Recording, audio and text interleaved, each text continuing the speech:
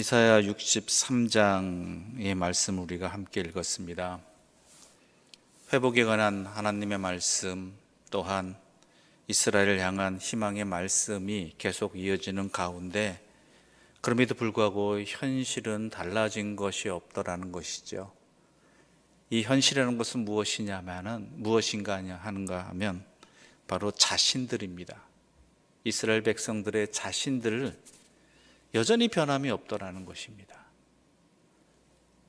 그래서 하나님의 자비와 회복의 은혜의 말씀이 들려도 막상 내 자신을 바라보면 여전히 하나님 앞에서 돌이키지 못하는 모습, 깨닫지 못하는 모습, 어리석은 모습이 보이기에 희망이 없더라는 것이죠. 사실 그렇지 않습니까? 우리도 하나님의 은혜와 자비를 믿지만은 우리 자신들이 과연 그렇지 못하기 때문에, 우리의 변함없는 모습 때문에, 여전히 죄악된 현실 때문에 우리가 그 하나님의 자비와 회복의 은혜를 실제로 깨닫지 못하고 누리지 못하고 또한 소망하지 못하는 우리의 한계를 분명히 보게 된다는 것입니다. 그래서 두렵기도 합니다. 또한 자비의 또한 회복의 말씀이 우리에게 실제로 다가오지 않는 것 같이 여겨집니다. 그런데요, 그럼에도 불구하고 우리가 희망이 있는 것은 우리 하나님 아버지이시기 때문입니다. 이게 무슨 의미인가? 우리 좀 오늘 본문의 말씀을 통해서 함께 좀 보도록 하겠습니다. 선지자는 환상을 하나 보게 됩니다. 에돔을 심판하시는 그런 하나님의 모습을 보게 된 것이지요. 에돔은 어떤 존재입니까? 바로 이스라엘을 괴롭히는 대표적인 세력입니다. 대표적인 민족입니다. 그것을 심판하시는 하나님의 그 진노하심을 보게 된 것이지요. 그런데 그것을 통해 선지자는 또 깨닫게 되는 것이 있습니다. 7절과 8절의 말씀 함께 읽어보겠습니다. 7절과 8절입니다. 내가 여호와께서 우리에게 베푸신 모든 자비와 그의 찬송을 말하며 그의 사랑을 따라 그의 많은 자비를 따라 이스라엘 집에 베푸신 큰 은총을 말하리라. 그가 말씀하시되 그들은 실로 나의 백성이요 거짓을 행하지 아니하는 자녀라 하시고 그들의 구원자가 되사. 에돔의 하나님을 거역하는 하나님에 대한 심판의 환상을 보면서 선지자는 깨닫게 됩니다. 우리가 얼마나 큰 하나님의 사랑을 입었는가, 하나님의 은혜를 입었는가. 하나님을 거역한 에돔을 향한, 그 세력을 향한 하나님의 이 진노하심의 심판이 이렇게 확실한데 우리 또한 그들과 다를 바 없다라는 것이죠. 그들과 다를 바 없이 하나님을 거역하고 하나님으로부터 떠난 백성임에도 불구하고 하나님께서 우리를 지금까지 에돔과 같이 심판하지 아니하시고 그저 붉은 피가 아니라 잔혹하게가 아니라 이 고난과 어려움에만 처하게 하신 것, 이것을 볼 때에 하나님의 자비하심이 얼마나 크냐라는 것이죠. 하나님의 사랑이 얼마나 크냐라는 것이죠. 우리를 향해서 우리를 버리지 아니하셨다라는, 우리를 여전히 사랑하신다라는 증거가 바로 여기 있구나를 깨닫게 되는 것입니다. 그렇지 않습니까? 이스라엘도 똑같은 민족이, 똑같은 하나님의 택함을 받은 백성임에도 불구하고 그 거역함이라는 것은 에돔이 받는 심판 이상으로 받아야 되는데, 비록 자신들이 고난과 어려움에 처했지만 그렇지는 않다라는 것이죠. 분노의 하나님이 아니라 자신들과 함께 하시는 하나님은 여전히 뭐라고 얘기하십니까? 이들은 실로 나의 백성이다라는 것이죠.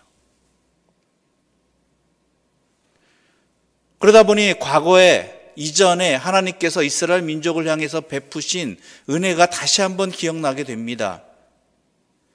구원을 베푸시고 또한 이끌어 주시고 안으셨습니다. 구원자가 되셨습니다.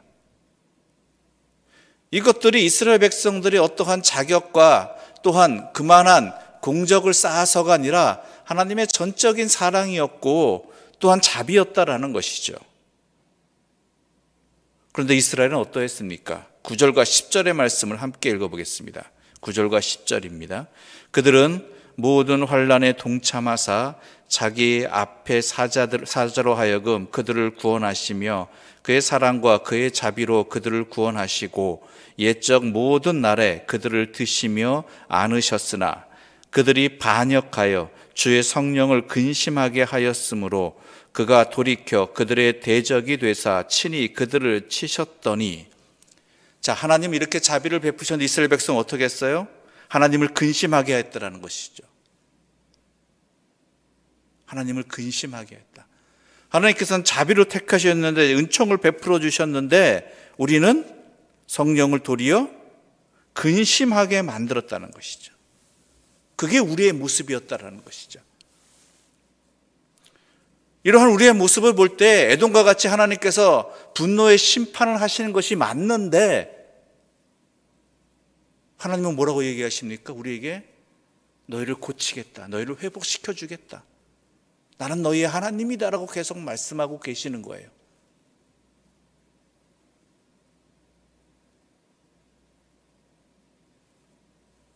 그러니 이런 하나님의 자비와 은혜가, 우리 아버지의 이 사랑이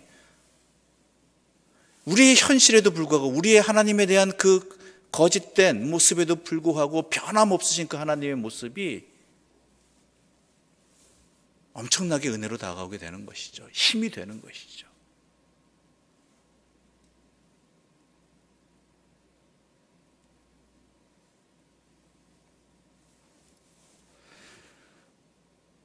그뿐이 아닙니다. 그래서 이렇게 얘기합니다.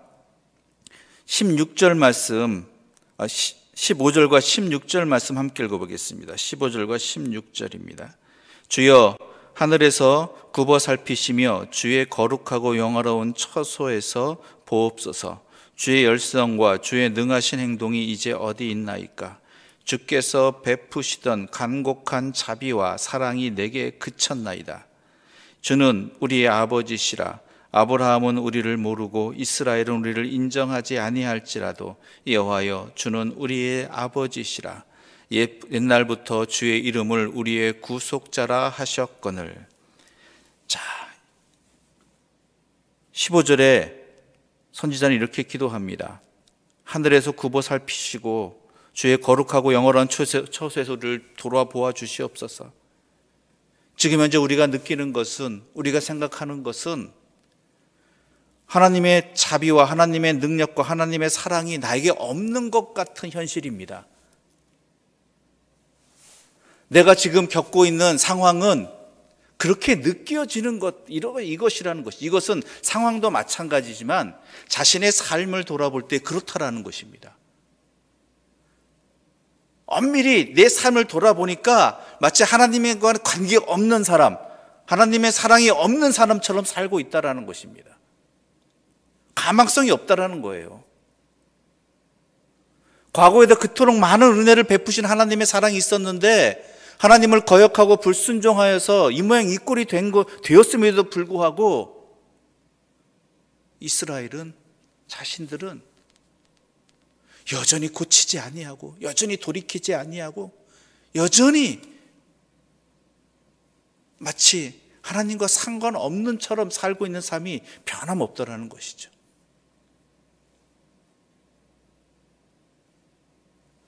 하나님께 그러한 자비와 사랑을 베풀어 주십시오라는 이 기도 내용은요, 지금 현실에 자신들이 그렇다라는 것입니다. 하나님과 관계없는 사람처럼 살고 있다는 것입니다. 19절 말씀 함께 읽어볼까요? 19절 말씀. 우리는 주의 다스림을 받지 못하는 자 같으며 주의 이름으로 일컬음을 받지 못하는 자 같이 되었나이다. 이게 현실이라는 거예요. 지금 참 안타깝죠. 맞으면 좀 깨달아야 되는데, 훈계를 들으면 돌이켜야 되는데, 잠시 잠깐은 그랬을 것 같이 여겨지다가도 여전히 옛 모습으로 돌아가는 게 우리의 현실이에요. 이게 우리의 안타까움이고 한계인 것입니다. 주의 말씀을 들을 때 우리는 아멘 합니다. 은혜 받습니다. 그렇게 살아야지. 그런데 현실로 돌아가면 어떻습니까? 단 하루만 지나도 내 삶의 모습은 어떠합니까?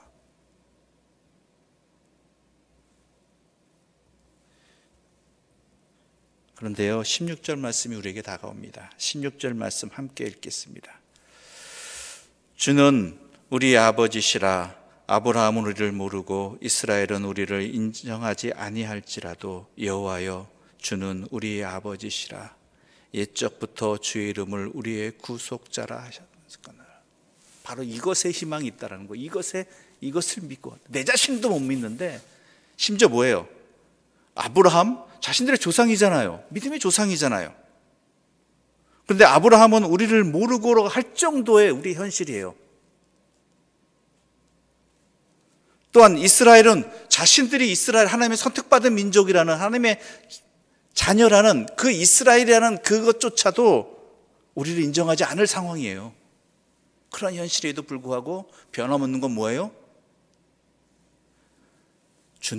하나님은 우리의 아버지시라는 이것은 하나님이시기에 변함이 없다라는 거예요.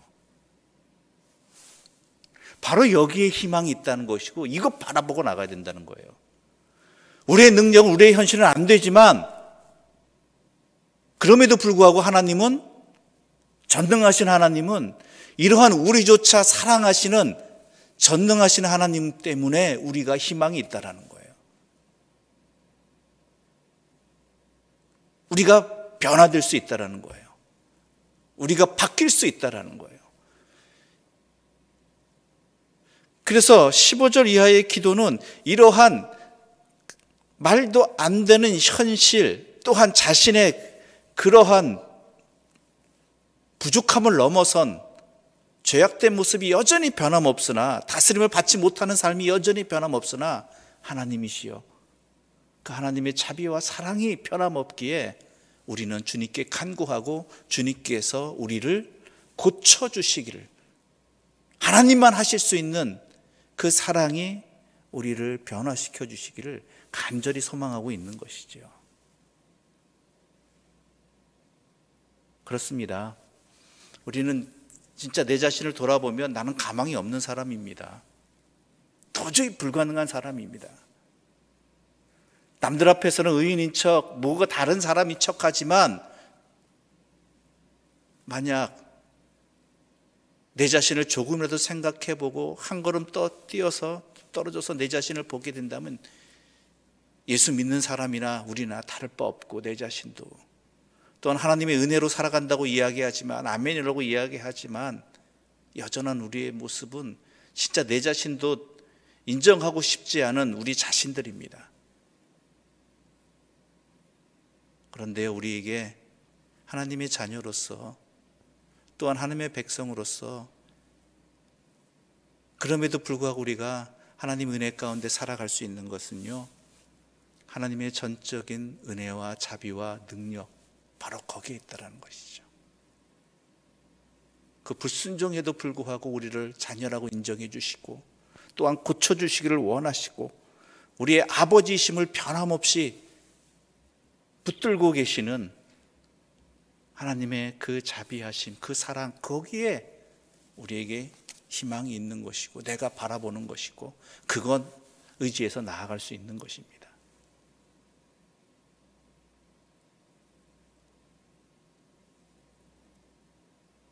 우리는 주님밖에 없습니다. 그래서 주 없이는 살 수 없는 사람들입니다. 여러분, 하나님은 우리에게 그러하신 분이고, 지금도 그러하시고 앞으로도 그러하십니다. 내 힘만 의지해서는 아무것도 행할 수 없는, 도리어 깊은 절망에 빠질 수밖에 없는 우리의 현실입니다. 내 자신입니다. 그런데 그러한 우리도 여전히 사랑하시고, 자신의 아들까지 내어주시고, 또한 회복시켜 주시고, 회복시키기를 계속 원하시고, 자비를 베풀어 주시기를 계속 끊임없이 해주시는 그 하나님 바라보며 나아갑시다. 다른 사람을 바라볼 때도 마찬가지입니다. 왜 저렇게 사느냐? 저렇게 살아서 무엇하느냐? 왜 변함이 없느냐? 그게 내 모습입니다. 그러나 그러한 사람들을 향한 하나님의 자비와 은혜의 손길도 변함없다는 것을 분명히 깨닫고 하나님의 눈으로 서로를 바라보면서 서로를 돌보고 함께 나아갈 수 있는, 또한 주 안에 있는 주의 사람들 되시기를 또한 간절히 소망합니다. 우리 16절 말씀 함께 읽어보겠습니다. 다시 한번 읽어보겠습니다. 주는 우리의 아버지시라. 아브라함은 우리를 모르고 이스라엘은 우리를 인정하지 아니할지라도 여호와여 주는 우리의 아버지시라. 아멘. 기도드리겠습니다. 우리를 택하여 주시고 우리가 무엇이기에 변함없는 사랑으로 이끌어 주시고 또한 회복시켜 주시고 또 회복시켜 주시기를 원하시는 하나님 아버지, 그 하나님의 자비와 신과 사랑에 우리는 무릎을 꿇을 수밖에 없습니다. 그럼에도 불구하고 우리는 죄악된 삶에서 떠나지 못하고 있고 아니하고 있고 여전히 부끄러운 모습으로 살아가고 있습니다. 우리 힘으로는 도저히 벗어날 수 없는 우리 자신의 안타까움에 내 자신조차 인정하기 싫은 우리의 삶입니다. 그러나 여호와 하나님께서는 우리를 향한 그 자비와 그 사랑을 멈추지 아니하시고 지금도 우리를 싸매고 계시고 품어주시고 또한 함께해 주심을 바라보게 하여 주시옵소서. 그 자비하신 아버지로 말미암아 내가 살아갈 수 있고 회복될 수 있고 또한 변화될 수 있음을 분명히 깨닫게 하여 주시어서 주님으로 말미암아 힘을 얻게 해주시고 주님만 바라보며 살아가는 참된 믿음의 백성으로 거듭나게 하여 주시옵소서. 예수님의 이름으로 기도드립니다. 아멘. 하늘에 계신 우리 아버지, 아버지의 이름을 거룩하게 하시며 아버지의 나라가 오게 하시며 아버지의 뜻이 하늘에서와 같이 땅에서도 이루어지게 하소서. 오늘 우리에게 일용할 양식을 주시고 우리가 우리에게 잘못한 사람을 용서하여 준 것 같이 우리 죄를 용서하여 주시고 우리를 시험에 빠지지 않게 하시고 악에서 구하소서. 나라와 권능과 영광이 영원히 아버지의 것입니다.